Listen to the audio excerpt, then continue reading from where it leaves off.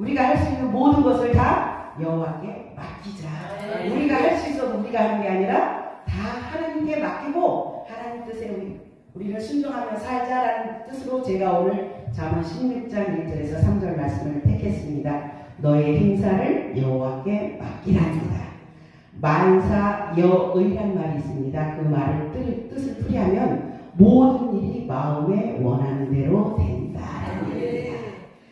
우리 성경적인 말로 하면 할 수 있다 하면 된다라는 말입니다. 이 사자성어는 주로 축복을 비는데 만사여의 하시길이라고 순조로운 삶을 살아서 하는 일이 모든 일들이 다 만사형통하기를 원한다라는 뜻으로 쓰여진다라고 얘기합니다.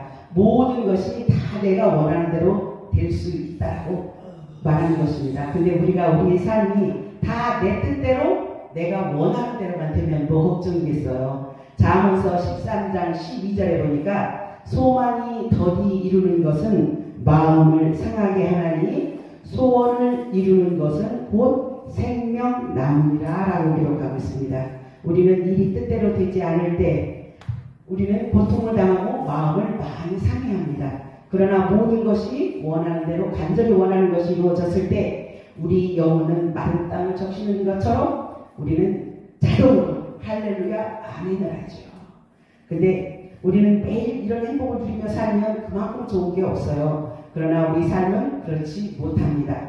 소원대로 되는 일보다는 그렇지 않은 일들이 더 많고 또 예수 그리스도로 인한 고난은 당하는 것을 너희는 이상히 여기지 말라라고 성경은 기록하고 있습니다. 즉 예수 이름으로 인해서 내가 핍박을 받는다면 그거는 하나님의 영광을 위한 것이다. 세상적인 고난과 핍박이 아니라 예수 이름으로 인한 핍박을 말하는 것입니다. 오늘 잠언서 16장 1절에서 3절 말씀을 오늘 제가 너의 행사를 여호와께 맡기라라고 제목을 정했지만 소원이 이루어지는 삶의 비밀이 오늘 3절입니다. 제가 너의 행사를 여호와께 맡기라 그리하면 너의 경험하는 것이 이루리라. 우리가 소원이 이루어지는 삶을 살 수만 있다면 그것만큼 행복한 게 없죠. 우리는 남편들 건강 위해서 자녀들 건강 위해서 남편 출세를 위해서 자식들도 출세하고 돈 많이 벌기 위해서 우리는 많이 기도를 하잖아요.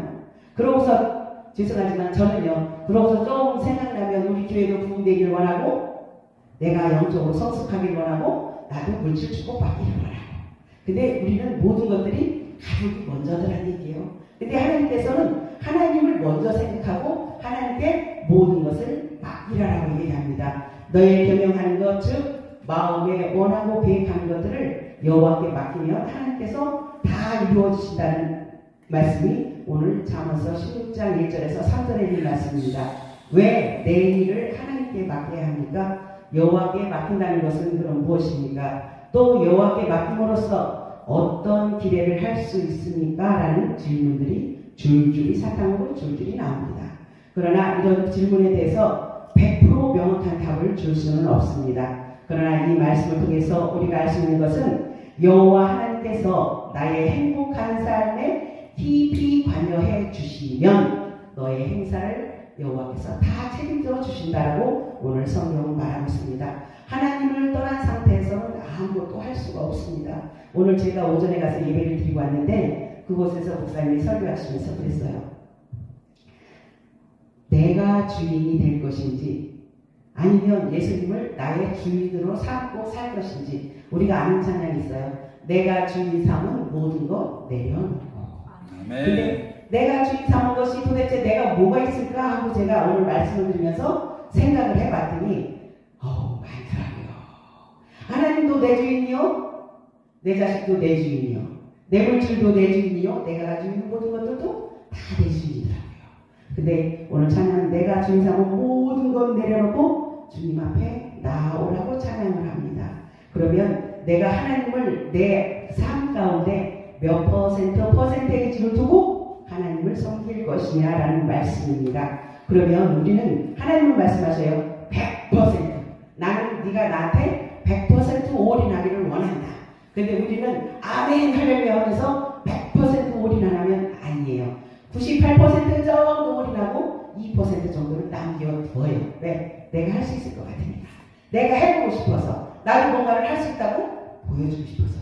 그러나 하나님은 모든 것을 100%다 맡기라고 얘기합니다.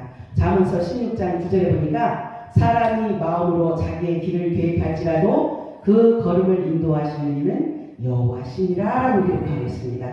또 33절에 사람이 제비를 뽑으나 이를 작정하시기는 여호와께 있느니라. 아멘. 여호와 하나님께서 모든 것을 절대적으로 주관하신다라고 얘기합니다.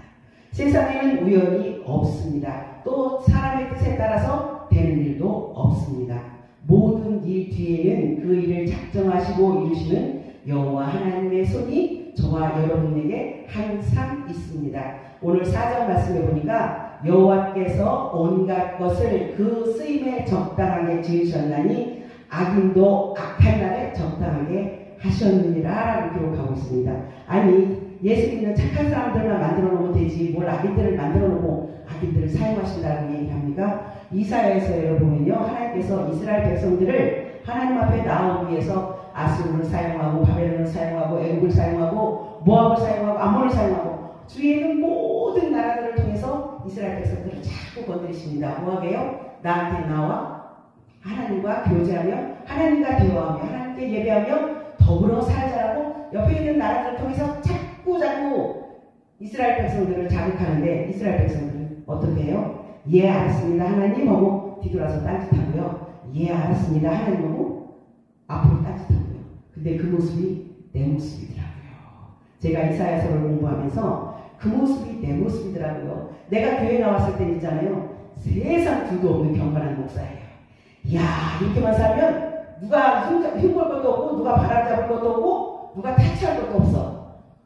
근데 여기 교회 딱 나가면 여럿이 있으면 아이고 그래도 목사니까 아이고 예 집에 가면 있잖아요.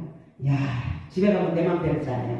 집에 가면 목사는 간 것도 없고 그냥 동네 털털한 아줌마가 돼가지고 또 우리 애들 엄마가 돼가지고 그냥 목사는 타이틀은 간 것도 없이 그냥 자연스럽게 그렇게 사는 삶은 제가 살아요. 목사님들한테 하는 얘기가 아니라. 그러니까 우리 동생이 가끔 언니 목사잖아. 나한테 이제 댓글을 거는 거예요. 지 마음에 안 들게 한다고. 그럼 또 제가 그 소리 듣고 가만히 있다면 너 우리 교회 성도 아니잖아. 너 우리 교회 성도 아니면 나한테 목사라고 얘기하지 마. 네가 우리 교회 성도일 때 목사님 그렇게 하면 안 돼요. 얘기하면 내가 그 말을 들을게. 저는 그런 얘기를 하거든요. 그럼 우리 동생이 아무 소리를 안 해요. 근데 하나님께서 우리를 그 모양새에 맞게 쓰임새에 맞게 창조하시고 만드셨다라고 얘기를 합니다. 근데 우리는 내가 가지고 있는 능력보다 더 뛰어넘으려고 해요. 그게 문제가 되는 거예요. 하나님이 나한테 무슨 은사를 주셨는지 밝히 깨달아서 하나님이 나한테 주신 만큼만 하면 돼요.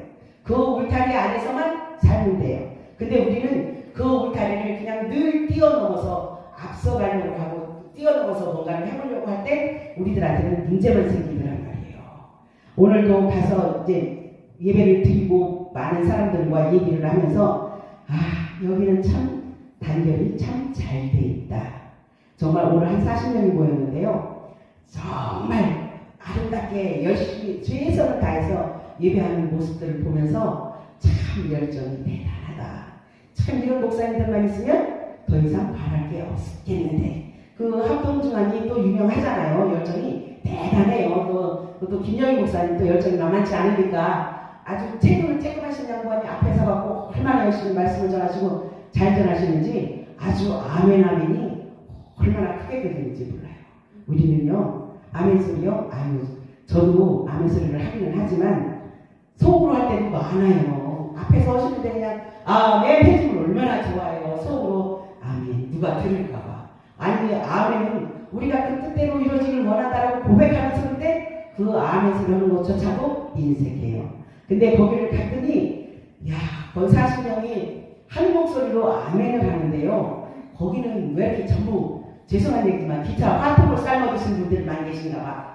소리가 얼마나 큰지 저절로 힘이 나더라고요. 저절로 은혜가 되더라고요.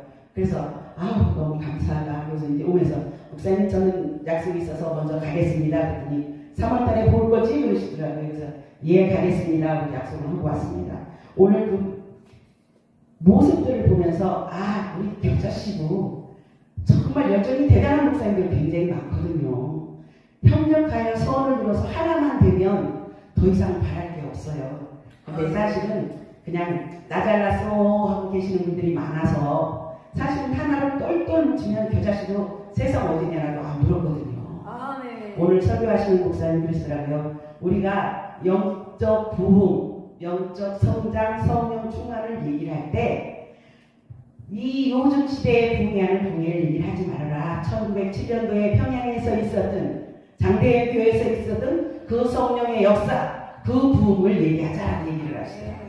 그러면서 길선수 목사님하고 다른 목사님들이 장대현 교회에서 얼마나 헌신하고 수고하셨는지에 대해서 얘기하면서 저들이 얼마나 서로 협력하고 선을 이루었는지에 대해서 얘기를 하시더라고요. 그래서 그래 협력하여 선을 이루라는 건 우리 입술에만 가지고 있지 말고 우리가 주어져 있는 우리가 몸담고 있는 공동체에서도 함께 협력하여 선을 이루면 그 목사님 그러셨어요. 우리가 할 일은 아무것도 할 게 없다. 우리는 뭐예요? 협력해서 선을 이루면 나머지는 누가 해요? 하나님이서 하나님이 하시니까 우리는 그냥 협력하여 선을 이룹시다. 그래서 오늘 제가 오늘 말씀의 은혜를 많이 받고 왔습니다. 누가복음 12장 6절에 보면 참새 한 마리조차도 하나님께서 기억하신다라고 기록하고 있습니다. 그 다음에 마태복음 10장 29절에 하나님께서 허락하지 아니하시는 땅에 떨어지는 것도 없다라고 기록했습니다. 이와 같이 아주 사소한 것들을 포함해서 길거리에 굴러다니는 돌조차도 하나님의 손을 벗어나서는 아무것도 할 수 없음을 다시 한번 깨닫게 합니다. 또 오늘 1절 하반절에 보니까 말의 응답은 여호와께 있다라고 기록합니다. 우리의 마음의 소원은 언제나 하나님에 대한 기도로 표현되어야 합니다. 즉 내가 원하는 것이 있으면 그것을 하나님께 바라고 기도해야 하는 것입니다. 저기 예전에 나왔던 찬양 중에 가사가 원하고 바라고 기도합니다라는 찬양이 있습니다. 그 찬양을 처음에 배우고요. 지금 멜로디가 생각이 안 나서 제가 지금 부를 수는 없지만 그 찬양을 처음에 배우고요. 그렇지. 원하고 바라고 기도합니다. 우리는 그냥 기도하는 게 아니라 내가 원하는 것, 내가 하나님 앞에 바라는 것들을 하나님 앞에 기도하면서 아뢰다라고 얘기합니다. 하나님을 향한 기도로 표현되지 않는 마음의 소원은 무용한 것이다 라고 얘기합니다. 실제로 사람들은 마음속에 원하며 경영하는 것이 많이 있으면서도 좀처럼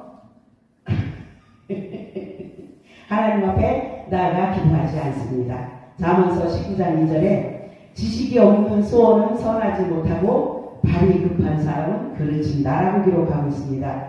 또한 잠언서 1장 7절에 여호와를 경외하는 것이 지식의 근본이다. 즉 지식이 없는 소원은 여호와를 경외하지 않는 것이다. 여호와를 경외하지 않는 것은 지식이 없는 것이다. 우리 소선지서에 가면 하나님을 알지 못함으로 저들이 망한다라고 얘기하고 하나님을 알라 힘써 알라라고 얘기하면서 하나님이 없는 지식이 패망하는 지름길에 사는 것이다라고 기록합니다. 발이 급한 사람은 하나님의 때를 기다리지 못하고 자기가 원하는 대로 급히 달려나가는 길. 즉 나같이 성질 급한 사람들이 얘기를 하는 거예요. 문제가 생겼을 때 하나님 잠깐만 기다려 계십시오. 내가 뛰어다니는 사람, 그런 사람을 오늘 잠언서에서는 발이 급한 사람이라고 얘기합니다. 하나님께서는 우리에게 기도하며 주님의 응답을 기다리는 대신 부지런히 이곳저곳을 쫓아다니는 사람을 발이 급한 사람이라고 얘기합니다. 하나님은 예전에 목사님들이 붕괴할 때 늘 그러셨어요. 기도 열심히 해놓고 기도에 올라서 기도 열심히 하고 기도 마무리에 하나님 내 기도 들어 응답하실 줄 믿고 감사드립니다. 탁 털고 일어났어요. 가방 들고 냈는데 내려가야 됩니다. 근데 가방 들고 왜 뭐까지 들고 가요? 내가 올렸던 기도 제목도 다 다시 지고 내려간다고 얘기합니다. 응답 받을 걸 기도했으면 그건 거기다 놓고 와야지. 왜 싸지고 내려오냐고요. 왜 싸지고 내려오냐고요. 제가 그러더라고요. 제가 그러고 가서 집에 와서 그분을 넣고 또 기도를 하더라고요. 이게 뭐야. 그럼 내가 기도를 도대체 뭐하러 갔다 온 거야 라는 생각이 들 정도로 그렇게 되더라고요. 근데 우리는 하나님 앞에 원하는 것들을 원하고 바라고 기도하는 대로 하나님 앞에 기도했으면 그 모든 것들을 다 그곳에 놓고 내려가는 저와 여러분들 되시길 주님 이름으로 축복합니다. 오늘 저희들 부활교회에 왔잖아요. 우리들 기도 제목 있잖아요. 여기서 기도했으면 여기다 다 놓고 가세요. 내가 갖고 가지 말고. 그냥 짐도 무거워요. 근데 무슨 기도 제목까지 다시 다 썰어지고 가요. 여기다 다 털어놓고 응답 받고 치유 받고 내려가는 저와 여러분들 되시길 주님의 이름으로 축복합니다. 2절에 보니까 사람의 행위가 자기의 보기에는 깨끗하여도 여호와는 심령을 감찰하시느니라. 즉 우리의 소원에 대한 응답은 우리의 심령 가운데 우리 심령이 어떤 심령에 따라서 하나님이 응답하시고 안 하시고가 달렸다라고 얘기합니다.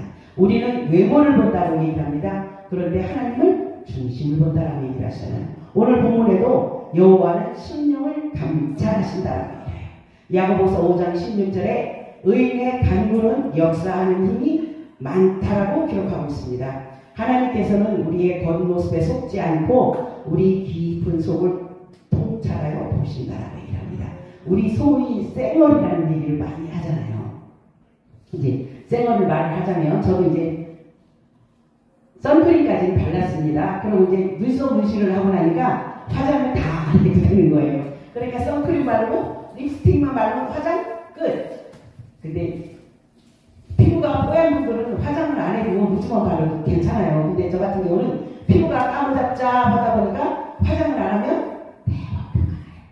근데 많은 사람들이 요즘 유튜브를 보다 보면 그냥 솔직히 얘기해서 저보다 더 못생겼어요.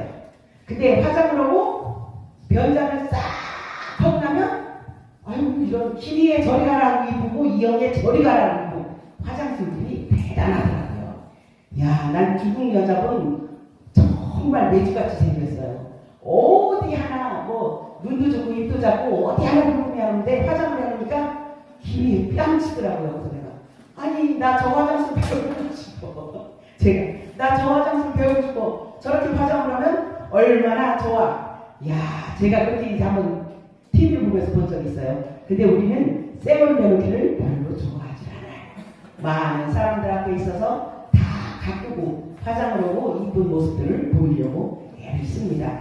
좋은 화장품과 화장 기술을 가지고 얼굴을 잘 꾸며서 자기의 비밀을 다 감추고자 합니다. 사람들한테 감출 수 있어요. 근데 하나님 앞에는요 감출 수 없어요. 그거 얘기하는 거예요. 쌩얼 아이고 우리 본 모습은 하나님이 더 잘하시죠. 화장으로 가려서 사람들 앞에서만 이쁘게 하고 있다고요? 집에 가면 아니잖아요. 그래서 제가 아까 그랬잖아요. 아이고 여기 교회 나오고 집회에 나오면 그냥 목사니까 아주 거룩한 척 이런 척 혼자만 잘난 척 그러고 다 집에 가면 그 모든 거 다 내려놓고 그냥 원래 내 모습 내가 생긴 모습 그대로 그런 모습들을 가지고 있는 경우가 많습니다.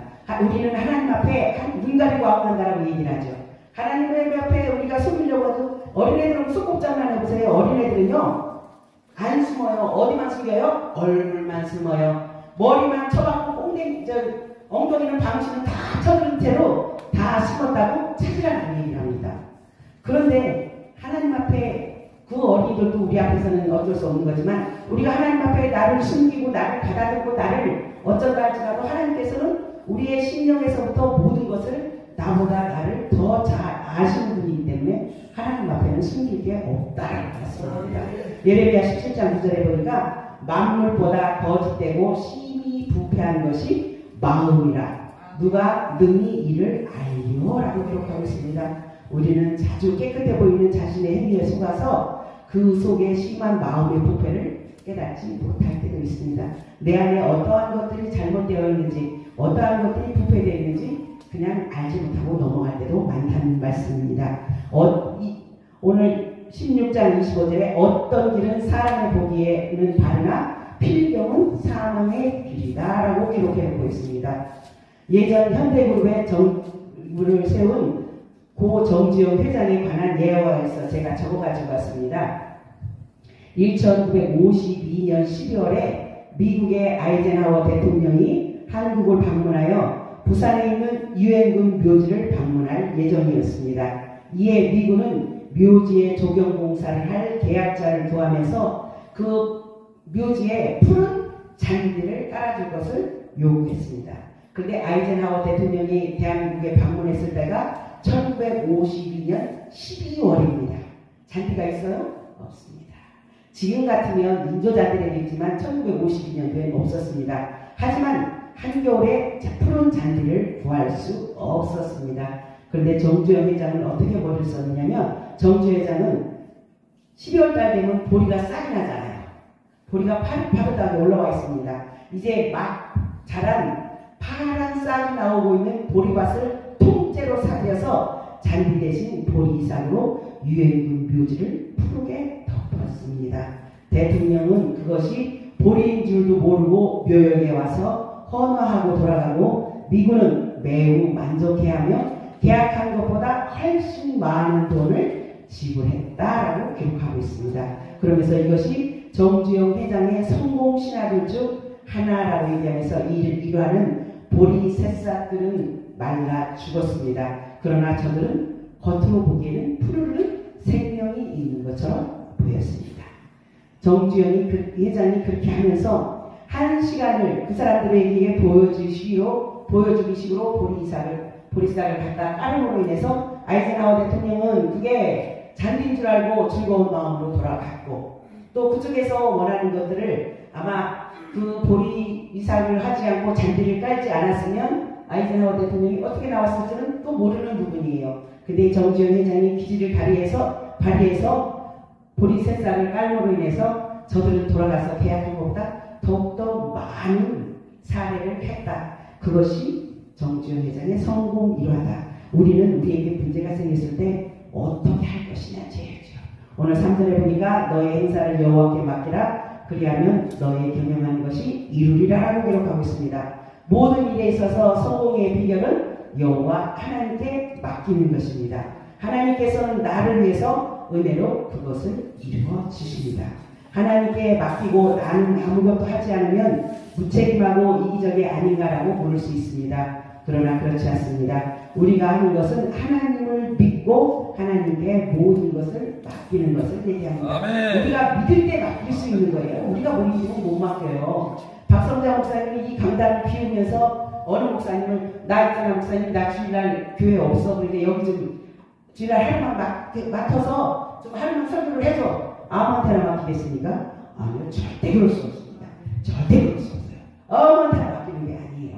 사실은 이 강대상을 이제 부흥사들이니까 이렇게 자유롭게 왔다 갔다 하면서 아무나 쓰지요. 사실은 이 강대상은 저는 함부로 내주는 거 아니라고 생각하는 사람 중에 하나입니다. 함부로 세워서도 안 되고 함부로 내줄 수 없는 분이 이제 제가 연구원 2학년 때 강도사잖아요. 어느 이제 교회를 갔는데 담임 목사님이 허락도 안 하는데 동기 하나가 강대상이 턱 거기 올라가더니 강대상에서 이러고저러고 얘기해. 그래서 내가 강도사님 내려오세요. 내가 그랬어요. 그랬더니 왜? 아니 그 교회 담임 목사가 있는데 담임 목사가 허락을 안 했는데 왜 올라가지 마세요. 내려오세요. 아니 강도사랑 강단권이 있어서 괜찮아. 그래도 그거 아닙니다. 담임 목사 허락받고 올라가세요. 그래서 올라갔습니다. 그래서 이제 허락받고 올라갔습니다. 허락받고 올라갔는데 중요한 건 그 강사님이 얼마나 잘났는지 예배를 끝나고 나니까 축도로 왔는데 강도사는 축도권 없습니다. 강도사는 축도권 없어요. 사실은 이 강단권만 주어지는 거예요. 강도사는 축도권이 없습니다. 전도사들도 사실은 이 강단에 서면 안 되는 거예요. 전도사들은 이 앞에 서야 되는 거예요. 이 자리에 서면 안 되는 거예요. 그래서 그때 내가 그걸 보고 충격을 먹고 그 다음 예배를 드릴 때 강단권이 어떤 것이고 축복권이 어떤 것이고 한번 제가 한번 설교를 한 적이 있습니다. 몰라서 그래요. 안 가르쳐줘서 그래요. 안 배워서 그래요. 강단권이 있으면 모든 것이 다 되는 줄 알기 때문에 그래요. 근데 우리는 하나님의 은혜라고 얘기를 합니다. 칼바르트 독일 신학자 칼바르트는 하나님의 은혜를 뭐라고 설명했냐면 은혜란 하나님의 절대적인 주권적 능력, 사람이 자신의 존재 자체를 하나님의 처분에 맡기는 것, 그리고 사람들 속에서 하나님께서 그 뜻대로 행하실 실질적인 자유를 은혜다라고 기록합니다. 말이 어렵지요. 쉽게 얘기하면 하나님께서 내 속에 하나님의 뜻을 온전히 자유롭게 행하시며 이루시는 것이 은혜다라고 기록하고 있습니다. 의사가 환자를 수술할 때 환자를 마취를 시켜서 기절을 시켜놓습니다. 비유적으로 얘기하면 기절시킨다는 것은 죽인다는 뜻이에요. 의사는 환자에게 하고 싶은 치료를 마음대로 할 수 있어야 되기 때문에 환자를 기절시킬 수밖에 없습니다. 우리 계자식 식구들은 알아요. 예전에 저희 이종 사촌 언니가 맹장이 터져서 맹장 수술을 하러 병원에 갔습니다. 그랬더니 부분 마취를 했잖아요. 수술실에 이후에 거울이 다 있어요. 여기를 이렇게 가려놓고 부분 마취하니까 정신은 멀쩡하잖아요. 여기 가려놓고 배를 쭉 집에 가려는 걸 지가 거울을 통해서 봤어요. 이야, 너무 노래하고 얼마나 소리를 지르는지 몰랐다고 얘기하더라고요. 그렇게 하니까 의사들이 다시 전신 마취를 해서 다시 시작해야 되잖아요. 그렇기 때문에 전신 마취를 하는 것입니다. 왜? 그 환자를 마음대로 하기 위해서. 근데 우리는 하나님이 저와 여러분들에게 그러기를 원하셔요. 우리를 마취시켜서가 아니라 너희는 내 뜻에 순종해서 내가 너희를 자유롭게 활용할 수 있고 자유롭게 사용할 수 있도록 너희는 나한테 순종하라고 말씀하시는 거거든요. 믿음이라는 단어로 내 앞에 나와 순종하라고 말씀하시는 거거든요. 그것이 우리를 하나님이 자유롭게 사용하시는 말씀입니다. 성경으로 보면 행복한 길은 아까 말씀드린 만사여의 모든 것이 뜻대로 이루어진 것이 아니라 만사여신의라는 신자가 하나가 더 붙었습니다. 즉 모든 일은 하나님의 뜻대로. 그래서 우리는 마태복음 6장에 뜻이 하늘에서 이루어진 것 같이 땅에서도 이루어지리라고 합니다. 땅은 나 자신을 말합니다. 나를 주님께 맡기고 내 안에 하나님의 뜻이 이루어지도록 하는 것, 그것이 바로 하나님의 모든 것을 맡기는 것입니다. 마가복음 9장에 보면 우리 무엇을 하실 수 있거든 우리를 불쌍히 여기서 도와주소서라고 기도하는 모습이 있습니다. 귀신 들린 아들을 데리고 와서 기도하는 어머니의 모습이 있습니다. 그런데 예수님께서 할 수 있거든이 무슨 말이냐, 믿는 자에게는 능치 못할 일이 없느니라라고 말씀을 하셨습니다. 그러자 그제서 그 아버지가 내가 믿나이다, 나의 믿음 없는 것을 도와주소서. 왜? 내 자신을 내려놓아야 하나님이 역사하시는 거거든요. 내가 내 자신이 잘났다고 나를 붙들고 있으면요, 죄송하지만 더 잘하시지만 하나님은 절대 역사하지 않으셔요. 내가 내 자신을 내려놓을 때 하나님께서는 저와 여러분들에게 모든 경영하는 일을 이루신다라고 말씀하고 있습니다. 우리의 행사를 하나님 앞에 맡기는 것은 무엇인가를 제대로 이루기 위해서는 우리가 어떤 것을 계획하고 어떤 일을 추진하고 또 그 모든 일들이 제대로 잘 이루어지기 위해서 우리는 무엇을 바라보고 무엇을 믿는 것이 아니라 하나님께 온전히 맡겨드려야 그것이 잘 이루어진다는 말씀이 오늘 16장 3절에 있는 말씀입니다.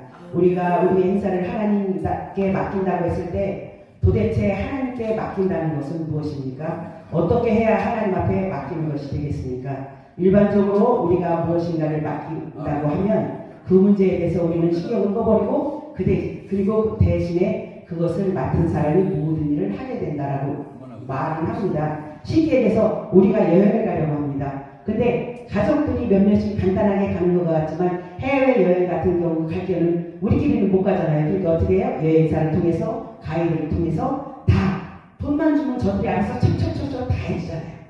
하나님께서 그렇게 다 맡기라고 가이드에게 여행사나 가이드에게 다 맡겨둔 것처럼 너희들도 모든 것을 다 맡기라고 얘기해요. 우리끼리 여행 가면 우리가 호텔 잠은 어디 가서 자야 하고 밥은 어디 가서 먹어야 되고 저도 국내 여행을 가보지만 그것도 사실은 곤욕이거든요. 근데 여행사를 끼고 가면 그런 것들을 걱정할 일이 전혀 없어요. 우리는 하나님 앞에 그렇게 맡기라고 신뢰를 들어서 말씀드리는 거예요. 내가 무엇인가를 하려고 하는 것이 아니라 하나님께 모든 것을 맡기라라고 얘기합니다. 옛날 중국에 형남이라는 작은 나라가 있었습니다. 그 나라의 왕 고종이는 그의 아들 고복을 분별 없이 기여해서 그가 원하는 것은 무엇이든지 해주고 그가 무슨 짓을 하든 책망하지 않았습니다. 말하자면 고복은 만사여의한 삶을 살았습니다. 결국 그 아들은 그 어떤 사람의 말을 듣지 않을 정도로 버릇이 없어졌습니다. 그래서 이를 본 사람들이 만사여의가 아니라 만사휴의라고 기록했습니다. 그 왕은 그가 그 나라의 왕이 되면서 그 나라는 망했습니다. 빌립보서 2장 10절에 너희 안에서 행하시는 일은 하나님이시니 자기의 기쁘신 뜻을 위하여 소원을 두고 행하게 하시나니라고 기록하고 있습니다. 나의 소원을 부인하며 하나님의 하나님의 기쁘신 뜻을 마음에 영접하고 이를 위한 새로운 소원을 갖게 하는 것이 구원입니다. 이 소원은 하나님께서만 이루어 주십니다. 내가 모든 주권을 하나님 앞에 맡길 때 우리는 어떠한 삶을 살 수 있습니까? 내가 뭔가를 해보려고 그러는가요? 그때 당시는 해결되는 것 같지만 돌아서면 그 문제가 또 돌아오고 돌아서면 그 문제가 또 돌아오고 그러더라고요. 그래서 지금은 그냥 338장 천부여 의지 없어서 손 들고 옵니다. 아버지 그냥 나는 아버지 뜻대로 아버지 마음대로 하소서라고 고백을 하니까 내 삶이 즐거워졌어요. 그러고 나니까 우리 자녀들이 변하기 시작했어요. 그러고 나니까 어떻게 해요? 나도 변하죠. 나도 변하죠. 애들이 하는 모습들을 보면서 우리 애들이 3남매가 참 착한데 한동안은 곁으로 이렇게 가더라고요. 보니까 내가 하나님 앞에 온전히 맡기고 살지 않은 거예요. 지금 하나님 앞에 온전히 맡기고 사니까 하나님께서 저희 아이들을 만져놓으셔서 정말 하나님 뜻이 무엇인지를 다시 한번 깨닫는 시간이었어요. 제가 말씀 준비하면서 하나님께 맡긴다는 거, 즉 내가 가지고 있는 모든 짐을 하나님께 맡긴다는 거, 즉 우리는 그 문제에 대해서 다시 염려할 필요도 없고 그 문제를 손댈 필요도 없고, 왜냐하면 하나님이 하시는 일에 우리가 손을 대면 그 일은 잘못되죠. 우리가 행하는 것과 하나님이 행하시는 것 사이에 충돌이 있는 것은 아닙니다. 우리가 신앙생활을 하면서 가장 기본적으로 해야 될 것, 즉 하나님의 주권과 인간의 자유의지가 서로 충돌하지 않는다는 것입니다. 하나님의 주권, 하나님께서 온 세상을 통치하시고 다스리시고 하나님께서 모든 것을 하나님의 뜻대로 일어나가시는 것을 하나님의 주권이라고 합니다. 반대로 사람의 자유의지라는 것도 있습니다. 저와 여러분들에게 책임져야 될 부분들, 우리가 해야 될 부분들에 대한 자유의지가 있습니다. 그러나 자유로운 그런 의지를 가지고 우리의 뜻대로 마음대로 사는 것을 가르쳐 사람의 자유의지라고 하지만 우리는 하나님의 주권과 모든 것을 하나님의 맡김으로써 하나님께서 저와 여러분들이 하는 모든 일을 형통하게 하시는 축복을 누리는 저와 여러분들 되시길 주님의 이름으로 축복합니다. 아멘. 기도하겠습니다. 사랑의 하나님 감사합니다.